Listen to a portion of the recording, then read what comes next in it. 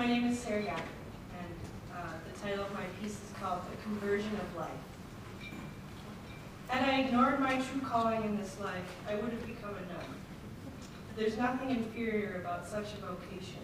It's not the last resort my friends used to joke about when they were frustrated with dating. It takes strength and commitment, solemn perception to the grace of God, and spiritual vulnerability. I've never known a nun I didn't admire or revere, most of them Benedictines. Upon joining their community, they take 3 vows: stability, obedience, and conversion of life. Each part of the Trinity supports the other.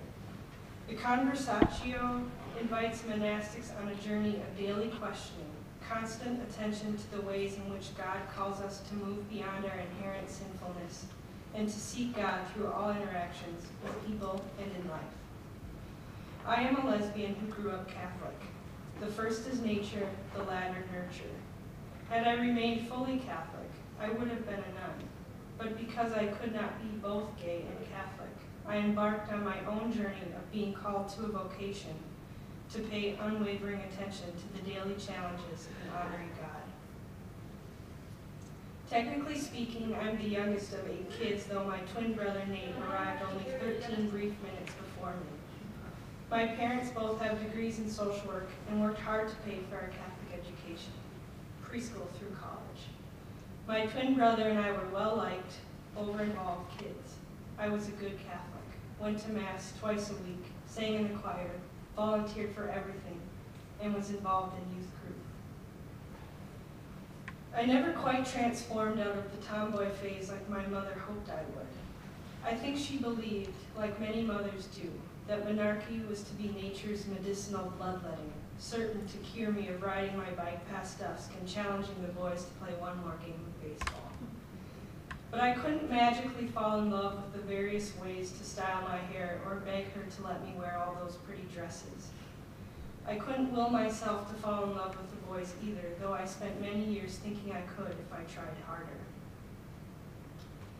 I wanted to collect all the sacraments and figured it impossible unless my husband died so that I could then join the monastery. But because I didn't really want the husband, I thought I should try harder to want to be a nun. I could have been a nun, wild and curious. I could have sought safety in the womb of a monastery.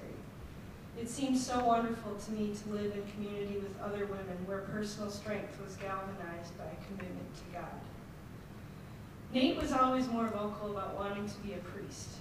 We often played church, squeezing and mashing bread and tearing out round pieces, writing petitions in crayon on typewriter paper and stapling them to construction paper.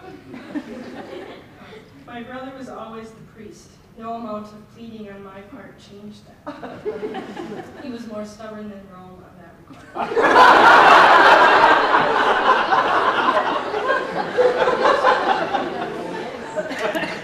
At the time, I didn't know that his desire to be a priest and mine to be a nun weren't because of being called. They were a result of being pushed. Both of us are gay, though being Catholic clouded our self-realization until college. Nuns were the gayest role models I could find. I was drawn to what I perceived as their different pronouncement of sexuality. I quickly labeled them as women with subtle and weak femininity, as asexual. I decided that I was that kind of woman too, that I too could void myself of sexuality. I had to decide what asexual looked like.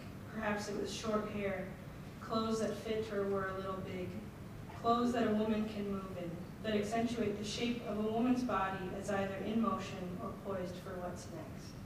Gardening, painting a room, fixing a broken window, writing on the chalkboard.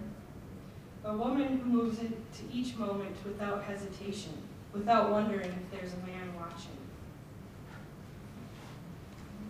In college, these nuns invited me to pray with them. Sitting in the chapel, I listened as all the sisters recited scripture.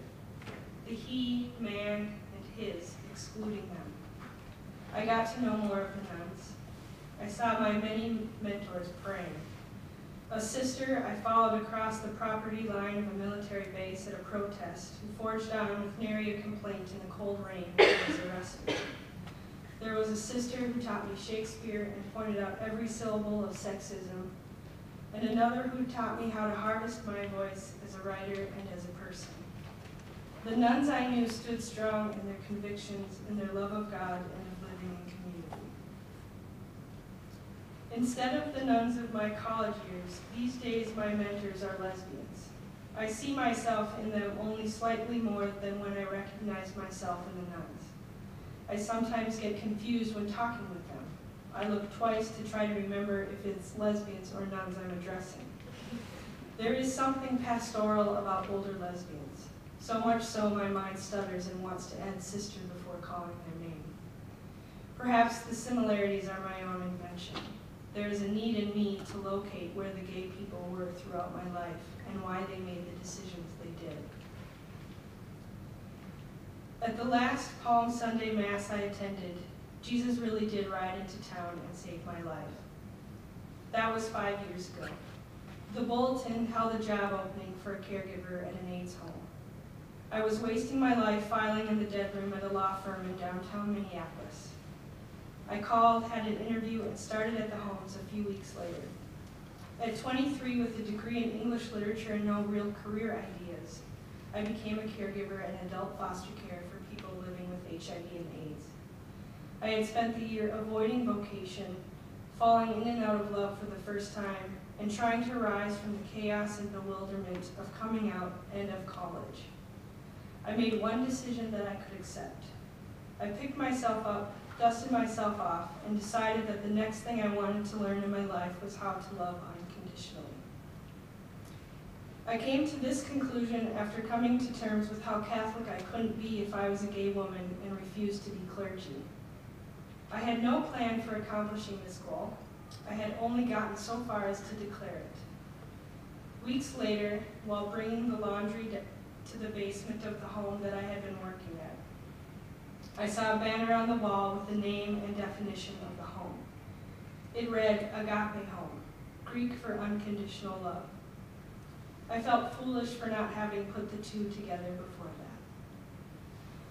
Sometimes residents pass away. On one particularly chilly spring day, a memorial service took place. A few weeks before, one of my residents who had died had a proper Catholic burial in his hometown, which honored his family and the faith with which he'd been raised. On this day, it was a different kind of honoring, one that could acknowledge who he was truly. Our presider was a caregiver who used to be a priest. He eloquently spoke about the person we had all loved, about his struggles of faith, about how much he had brought to our lives. Toward the end, he sang a song. He sang in Latin and in English, Il Paradiso, a prayer for someone who has died. It was beautiful and a remarkable tribute. At that moment, I felt pride to have been raised Catholic, a feeling I hadn't had since I was in college.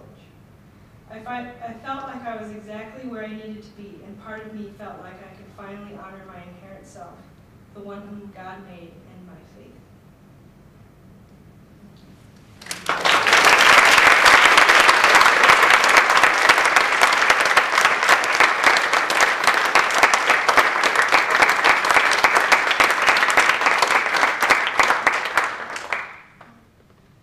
I can just say, I wrote this a couple of years ago, and the nature with vocation, it's changed. So I don't necessarily feel so called to be doing the work at the HIV and AIDS home now, but now I'm a massage therapist, so it changes. So